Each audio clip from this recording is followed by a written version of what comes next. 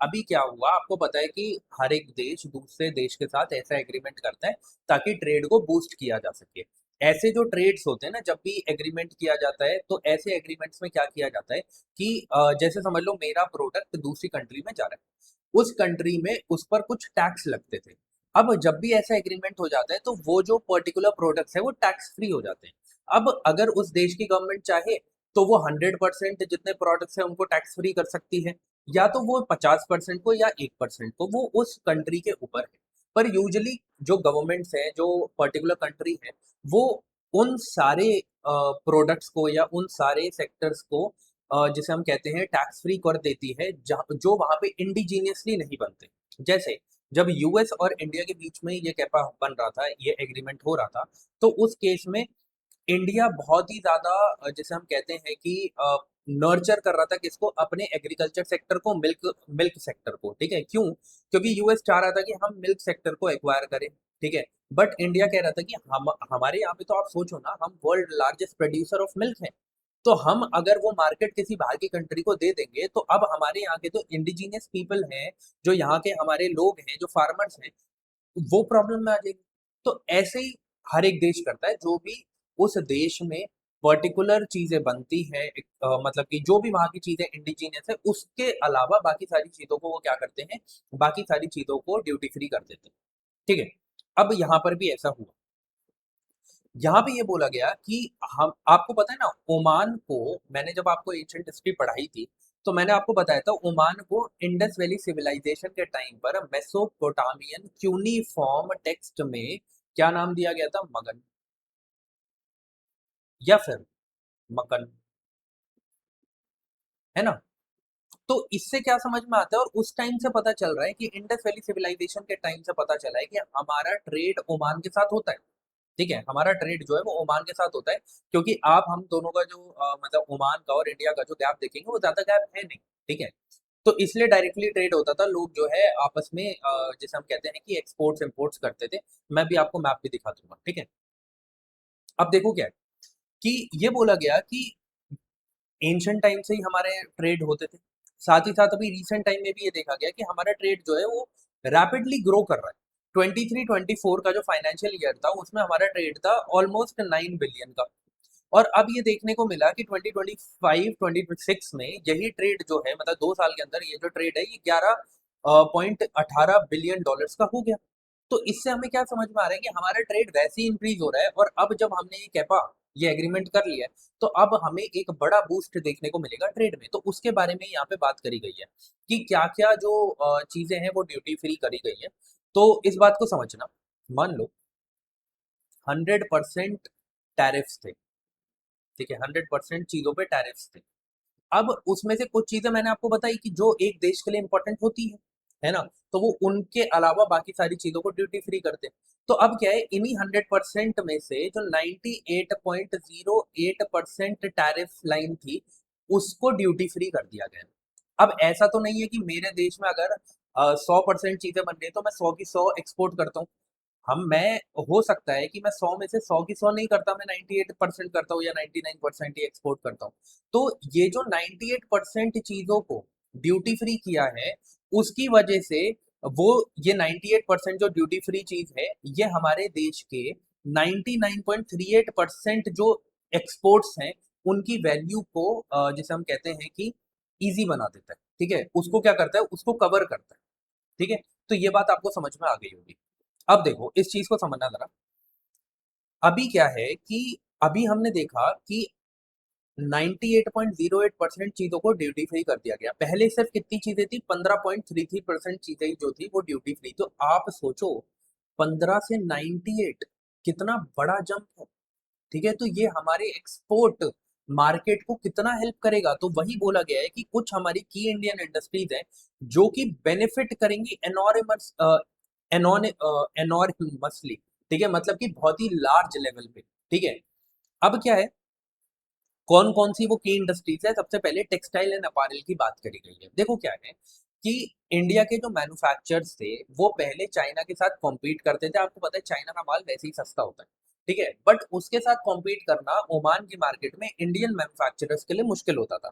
But अब जब ये सेक्टर ड्यूटी फ्री हो गया है, तो अब इंडिया का जो प्रोडक्ट है वो चाइना के प्रोडक्ट के साथ कॉम्पीट कर सकता है ओमान की मार्केट में। ठीक है, आगे बढ़ते हैं। केमिकल्स की बात करें तो अभी जो है ना, अभी के हिसाब से इंडिया जो है 39% ओमान में इन ऑर्गेनिक केमिकल्स को एक्सपोर्ट करता है अभी के हिसाब से। बट जब ये चीजें ड्यूटी फ्री हो गई है, तो अब ये क्या होगा, ये नंबर बढ़ जाएगा। तो हमें समझ में आया केमिकल सेक्टर में भी हमें ग्रोथ देखने को मिलेगी।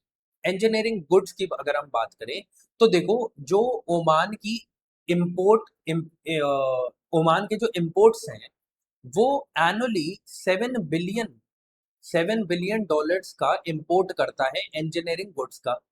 बट इंडिया ने इस मार्केट का सिर्फ 2% से 5% ही कवर किया। अब जब ये सेक्टर भी ड्यूटी फ्री हो गया और ये इतना बड़ा एक्सपोर्ट करते हैं, तो इंडिया क्या कर सकता है, इस अनटैप्ड सेक्टर को क्या कर सकता है, एक्सप्लॉइट कर सकता है। यहाँ पे क्या कर सकते हैं, हम इस परसेंटेज को बढ़ा सकते हैं। ठीक है, और जब वो वहां पे इतनी बड़ी मार्केट है, तो उस मार्केट को एक्सप्लॉइट कर सकते हैं, उस मार्केट को यूज कर सकते हैं अपने बेनिफिट के लिए। ऐसे ही बोला गया, फार्मास्यूटिकल एंड फूड इंडस्ट्री जो है वो भी इसकी वजह से ग्रो करेगी। ठीक है, साथ ही साथ एक बहुत इंपॉर्टेंट चीज देखने को मिली। देखो होता क्या है, मैं समझ लो कि मैं इंडिया में बैठा हूँ, आप ओमान में बैठे हो, ठीक है। अब मुझे अगर इंडिया का प्रोडक्ट ओमान में पहुंचाना है, तो यूजुअली क्या होता था कि कुछ इंटरनेशनल स्टैंडर्ड्स को मीट करना होता था, तभी ओमान अपनी मार्केट में मुझे सामान को बेचने देगी। ठीक है, बट अब उसकी वजह से क्या होता था कि एक तो उन इंटरनेशनल स्टैंडर्ड्स को प्राप्त करना मेरे लिए बहुत मुश्किल है, और साथ ही it is very time taking.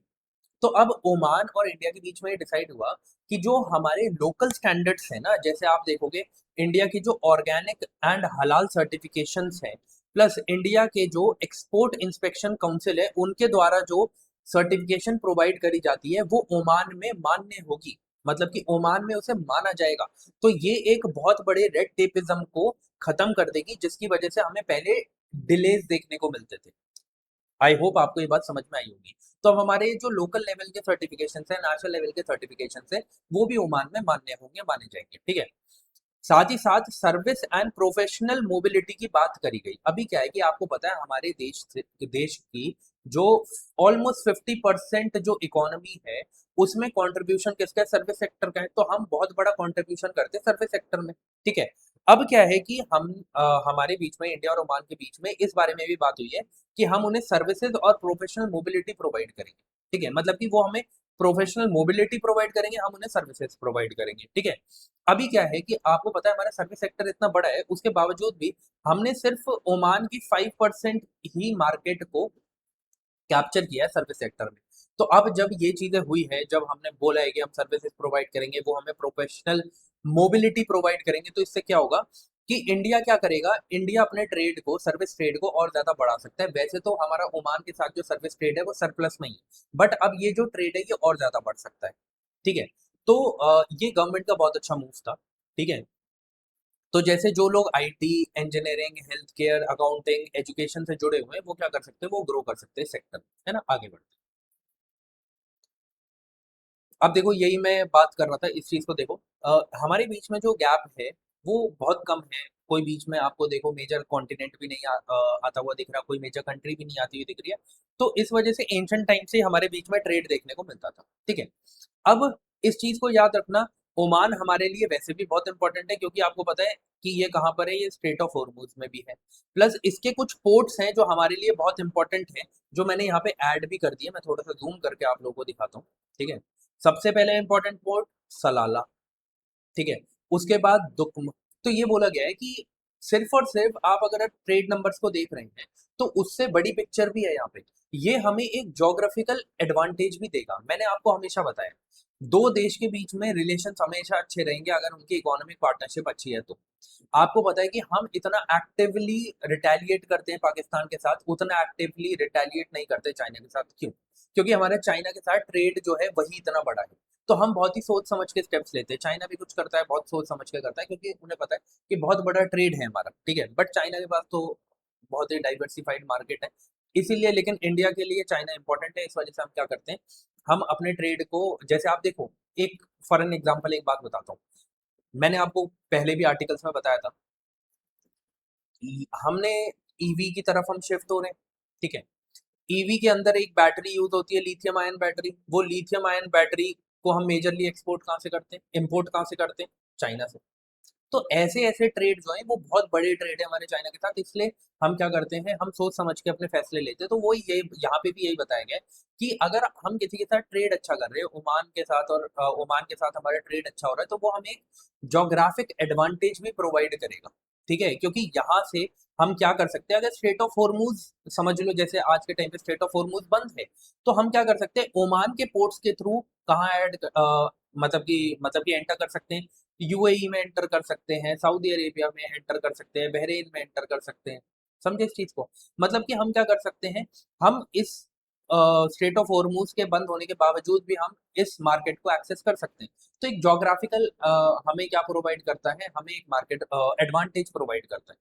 तो वही मेजर पोर्ट्स हैं, जैसे सलाला, दुकुम, सोहर, ठीक है। ये सारी चीजें यहाँ पे इसके बारे में बात करी गई।